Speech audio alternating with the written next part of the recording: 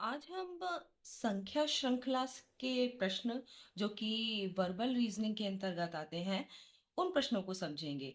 तो संख्या श्रृंखला से संबंधित प्रश्न जो होते हैं उनमें जो सीरीज है, जो श्रृंखला है, वो इस तरह की हो सकती है कि कुछ सम संख्याओं को दिया गया हो, विषम संख्याओं को दिया गया हो, अभाज्य संख्याओं को दिया गया हो, सीरीज तरह बढ़ रही हो कि उसमें जैसे कुछ एक ही संख्या को बार बार जोड़ा गया हो या एक ही संख्या को घटाया गया हो, गुणा की गई हो, भाग किया गया हो, या फिर ऐसा हो सकता है कि संख्याओं के वर्ग दिए हों, जो कि आपको ये याद करना जरूरी है अगर आपको इस संख्या श्रृंखला से संबंधित प्रश्न को करना है। तो जैसे एक का वर्ग एक गुणा एक एक होता है, दो का वर्ग दो गुणा दो, यानी उसी संख्या की उसी संख्या से दो बार गुणा। तो ये होता है वर्ग और संख्याओं के घन, यानी उसी संख्या की उसी संख्या से तीन बार गुणा घन कहलाता है। तो ये देख रहे हैं कि ये अगर आपको याद होंगे तो इस प्रश्नों को करने में आसानी बहुत ज्यादा होगी आपको।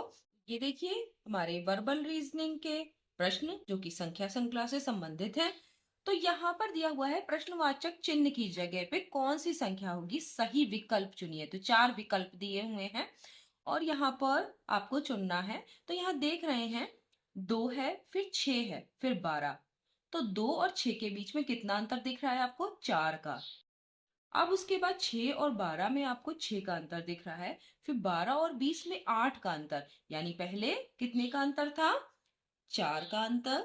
यहां पर कितने का अंतर हो रहा है, 6 का अंतर, फिर 8 का अंतर। ठीक है। और उसके बाद क्या हो रहा है, उसके बाद 10 का अंतर आ रहा है। तो इसका मतलब ये कैसे बढ़ रही है सीरीज आपकी। तो यहाँ देख रहे हैं कि यहाँ पर पहले चार का, फिर छह का, फिर आठ का, फिर 10 का। तो अब कितने का अंतर होना चाहिए, जो अगली संख्या आएगी उसमें 12 का अंतर होना चाहिए, यानी 12 जोड़ देंगे आप। ये देखिए इस तरीके से जोड़ के अगली वाली संख्या प्राप्त हो रही है। तो 12, अगर 30 में 12 जोड़ेंगे तो क्या होगा राइट आंसर, आप ये देखिए राइट आंसर आपका होगा 42। तो आपने ये वाला क्वेश्चन कर लिया। इसी तरीके से ये वाला देखते हैं।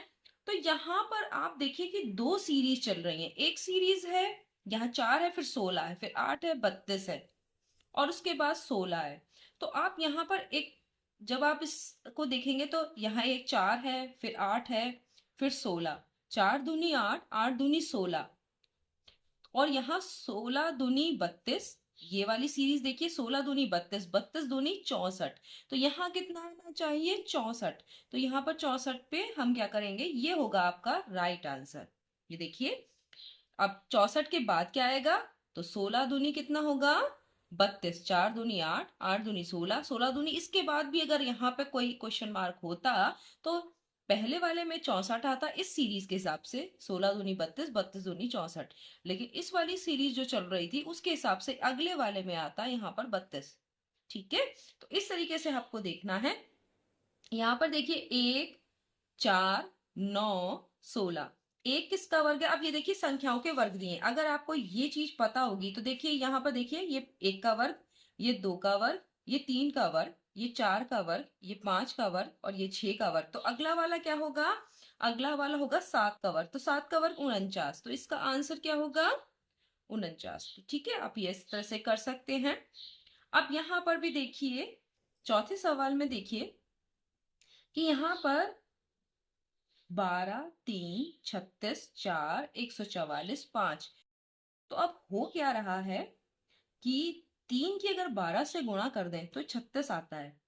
इसी तरीके से अगर 4 की 36 से गुणा करें तो 144 आता है। करके देखिए, 4 की 6 से गुणा करेंगे तो 6 चौक 24 का 4, और 4 तिया 12, और दो और जोड़ेंगे तो 144। इसका मतलब अगले वाले में क्या होना चाहिए, सोचिए। 5 की 5 की किससे गुणा होगी, 144 से, और वो यहाँ पर आएगा। तो 4 पंजे 20। तो जीरो किस में आ रहा है, इस वाले में। तो यानी 5 की अगर 144 से गुणा करें तो 720 आता है, और वो है राइट आंसर। इस वाले में देखिए, इस सवाल में देखो तो आप एक है, फिर तीन है, फिर सात है, फिर नौ है, फिर 13 है, फिर 15 है। तो आगे आपका क्या होना चाहिए, यहां पर कितने का अंतर है, कितने का अंतर है, यहाँ पर दो का अंतर है। फिर यहाँ पर कितना अंतर है, 4 का अंतर है। फिर यहाँ कितने हैं, 2 का अंतर। फिर यहाँ कितना है, 4 का अंतर। फिर यहाँ पर 2 का अंतर। तो अब इस तरह से सीरीज देखिए कैसे बढ़ रही है। ये +2, ये +4, ये +2, ये +4, ये +2। तो अब क्या होना चाहिए, +4। यानी अब यहाँ पर 15 में कितना 4 जोड़ेंगे तो कितना आ जाएगा, 19। तो ये आपका राइट आंसर हो गया। तो आपने इस तरीके से ये सवाल कर लिए। अभी हम और सवाल करते हैं। छठा सवाल देखिए, इसमें क्या है, इसको साथ में रखिए, इस सबको याद कर लीजिएगा। जैसा कि यहाँ पर लिखा है कि सम संख्या क्या होती है, विषम क्या है, अभाज्य क्या है, संख्याओं के वर्ग और संख्याओं के घन 10 तक। ठीक है, तो ये आपको हेल्प देगा इन सवालों को करने में। अब अगर आप देखें तो यहाँ 27 है, फिर 26 है, फिर 28 है, 25 है, फिर 29 है, फिर 24 है। यहाँ पे भी 2 सीरीज आपको दिखाई दे रही होंगी। ये देखिए 27, अगर इस वाली को देखते हैं, 27, 28, 29 और ये है 26। अब ये देखिए एक एक बढ़ रही है, इस वाली सीरीज में देखिए एक एक बढ़ रहा है ना। 27 के बाद 28, 28 के बाद 29। यहाँ देखिए इस सीरीज में तो 26, 26 के बाद क्या हो रहा है, 25, फिर उसके बाद क्या है, 24, एक एक घट रहा है। तो ये बढ़ने वाली सीरीज यहाँ पर आएगी। ठीक है, तो अब देखिए 27, 28, 29, तो यहाँ क्या आएगा, 30। और इसके बाद भी अगर कोई होता तो क्या आता, 26, 25, 24 और आगे 23। तो यहाँ पर आएगा 30 और इसके अगर आगे भी अगर पूछा जाता तो वहां होता 23। अब यहाँ पर क्या हो रहा है, तो ये तो बहुत इजी है कि 2 2, फिर 4 4, फिर 6 6। तो अब क्या आएगा, 8 8। तो यहाँ पर क्या आना चाहिए, 8 हो गया। इतना आसान था। अब इस तरह से आप समझ जाएंगे तो आप आराम से इसको कर पाएंगे। यहाँ पर देखिए 1, फिर 2, फिर 4। कुछ समझ में आया आपको क्या हो रहा है यहाँ पे? यहाँ देखिए, अब इतने क्वेश्चन करने के बाद आप थोड़ा थोड़ा समझ रहे होंगे। एक जुड़ा हुआ है, यहाँ कितना जुड़ा है, 2, यहाँ कितना जुड़ा है, 3, यहाँ जुड़ा है 4। तो आगे क्या होगा आपको, हाँ बिल्कुल सही सोचा, 5 जुड़ेगा तो 11 में 5 और जोड़ देंगे तो कितना आ जाएगा, 16। तो ये वाला क्वेश्चन भी आपका हो गया। अब बचे 2 क्वेश्चन। तो यहाँ देखिए, यहाँ पर भी वही जैसे मैंने पहले बताया था वैसे ही सीरीज चल रही है। तो देखिए ये वाला देखिए 24, फिर 25, एक एक छोड़ के ये देखिए, इनको देखिए 24, 25, 26 और यहाँ 27, 28। तो यहाँ कितना होगा, 29। तो यहाँ पर देखिए इस वाले में 27, 28। तो अब ये नेक्स्ट वाला क्या आएगा, 29। इस तरह से आप आराम से निकाल सकते हैं। इसको देखिए 10वें प्रश्न में भी वर्ग हैं। यहाँ देखिए, ये देखिए 0 का वर्ग 0, फिर 1 का वर्ग 1, 2 का वर्ग 4। यहाँ देखिए, इसको आपको देख पा रहे होंगे कि 1 का वर्ग 1 होगा, फिर 2 का वर्ग 4, 3 का वर्ग 9 है, फिर 16 है, 4 का वर्ग।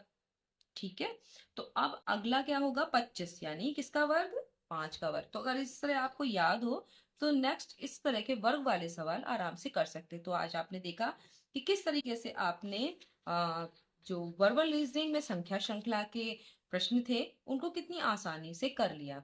नेक्स्ट वीडियो में हम फिर मिलेंगे और संख्या श्रृंखला के और ढेर सारे सवाल करेंगे। तब तक के लिए धन्यवाद।